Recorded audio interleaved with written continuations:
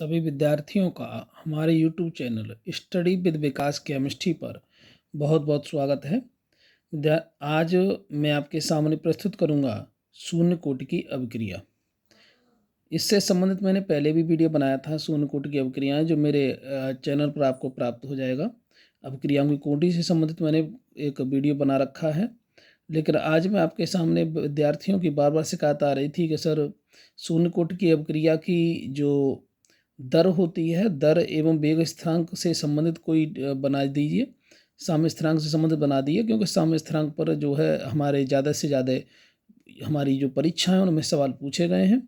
तो आज मैं आपके सामने प्रस्तुत करने जा रहा हूँ शून्य कोटि की अभिक्रिया और उसका जो साम्य स्थिरांक जो कैसे निकालते हैं, साम्य स्थिरांक का मात्रक क्या होता है, इसके बारे में आपसे डिस्कस करने वाला हूँ।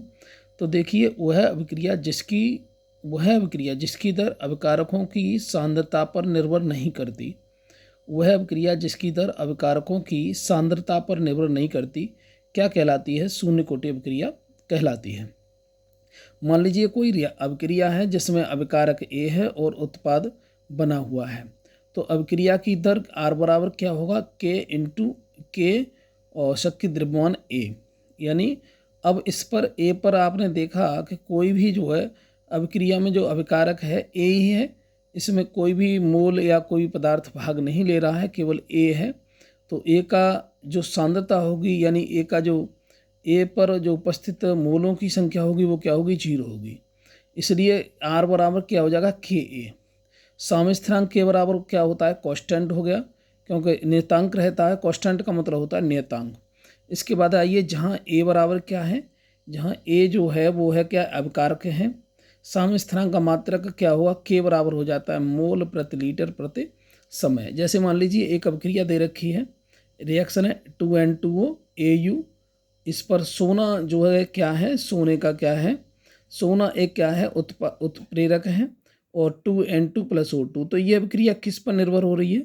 ये अभिक्रिया हो रही है सोने पर निर्भर। अगर सोना नहीं होगा तो ये रिएक्शन नहीं होगी। वैसे हमारा लिखा है 2N2O, तो N2O की मात्रा 2 है, लेकिन N2 की 2 मात्रा पर इसका कोई प्रभाव नहीं पड़ रहा है। पड़ किस पर रहा है? पड़ रहा है सोने पर। तो सोना क्या है? एक बाह्य कारक है, और बाह्य कारक है, इसलिए यह अभिक्रिया कैसी कहलाएगी? शून्य कोटि अभिक्रिया कहलाएगी। शून्य कोटि अभिक्रियाएं क्या होती हैं? वे अभिक्रियाएं जो किसी दूसरे कारक पर निर्भर होती हैं, वे सभी अभिक्रियाएं क्या कहलाती हैं? शून्य कोटि अभिक्रियाएं कहलाती हैं। 2N2O arrow 2N2 + O2। आगे देखेंगे तो अभिक्रिया की दर R बराबर क्या हो जाएगी? K 2N2O N2O, क्योंकि 2 से इसका कोई संबंध नहीं है, इसलिए इस पर जो ऊपर जो A लगाते हैं, जो इसकी घातांक बन जाती है वो क्या हो जाती है? 0 हो जाती है। इसका K बराबर हो गया कांस्टेंट। जैसे मैंने आपको ऊपर देखिए लिखा है, वह अभिक्रिया जिसकी दर अभिकारकों की सांद्रता पर निर्भर नहीं करती, अर्थात सांद्रता उसकी क्या हो जाती है? जिसकी सांद्रता क्या होती है? 0 होती है, वह अभिक्रिया क्या कहलाती है? शून्य कोटि कहलाती है। देखेंगे आगे, जैसे 2N2O, तो यहाँ 2 का उपयोग क्या है? N2O के ऊपर नहीं किया गया। क्यों नहीं किया गया?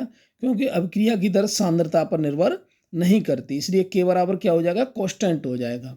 और K बराबर क्या होगा? कांस्टेंट होगा। तो इस तरीके से, इस ट्रिक से हम क्या कर सकते हैं? साम्य स्थिरांक बराबर क्या कर सकते हैं? ज्ञात कर सकते हैं। ये क्वेश्चन हमारा पूछा गया है, साम्य स्थिरांक का मात्रक क्या है? तो साम्य स्थिरांक K बराबर होता है, यानी शून्य कोटि की अभिक्रिया का मात्रक क्या है? शून्य कोटि की अभिक्रिया के साम्य स्थिरांक के मात्रक की गणना कीजिए, तो K बराबर होता है मोल प्रति लीटर प्रति समय। इस तरीके से हम आप क्या करते हैं? हम निकाल सकते हैं। तो हमारे वीडियो को देखते रहिए और लाइक और शेयर करते रहिए। बहुत बहुत धन्यवाद।